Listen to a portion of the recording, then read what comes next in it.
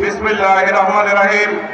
আজকে ধনবাড়ী উপজেলা মধুপুর উপজেলা যৌথ উদ্যোগে আজকের এই ধনবাড়ী মধুপুর হতে আমাদের এমপি হিসাবে তাকে রাষ্ট্রপতির মহারণ স্বপন ভাইকে ধনবাড়ী মধুপুরের লোকজন জনতা দিকে গোনা খেলাকে আল্লাহ মাফ করে দিন। আল্লাহ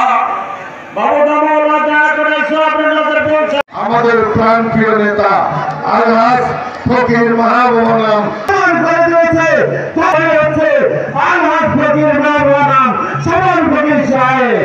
তার বিচার চাই। আমরা কথা দিতে পারি এই জমাখালীগঞ্জ থেকে আমাদের নেতা শ্রবণ ফকির কাজ করার জন্য আহ্বান জানিয়ে আমরা বক্তব্য এখানে শেষ করছি। আল্লাহ বাংলাদেশ জিন্দাবাদ। আসসালামু আলাইকুম। আমি বক্তব্য দেব না, শুধুমাত্র এখানে বলতে চাই সেটা হলো এখানে উপস্থিত আজম ভাই এবং স্বপন ভাই আপনাদের পরামর্শ নিয়ে জেলা বিএনপি আগামী দিনে মধুপুর ধনবাড়ীতে যে কর্মসূচি পালন করার জন্য সদস্য যাকে ঘিরে আজকের এই ঐতিহাসিক জনসভা ইনশাআল্লাহ আগামী দিনে যিনি ধানের শীষ দিয়ে এই মধুপুরের বিএনপিকে ধ্বংস করার জন্য কোন জায়গায় জেল হিসাবে একটি লোক কাজ শুরু করে দিয়েছে মধুপুরে।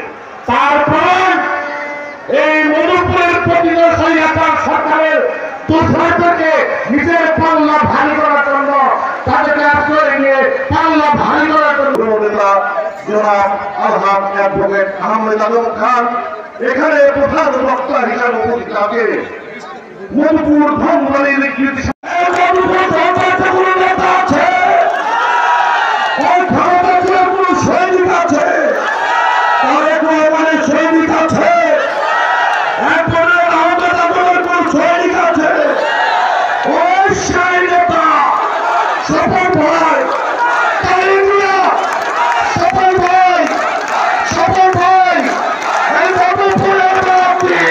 সভাপতি ধনবাড়ী উপজেলার সংগ্রাম অনেক ছেলেমেয়েরা আরো রয়েছে, তাদের বড়কে আজকে আমরা কথা বলতে পারি। তাদের প্রতি আমরা কৃতজ্ঞ, তাদের পরিবারের প্রতি আমরা কৃতজ্ঞ।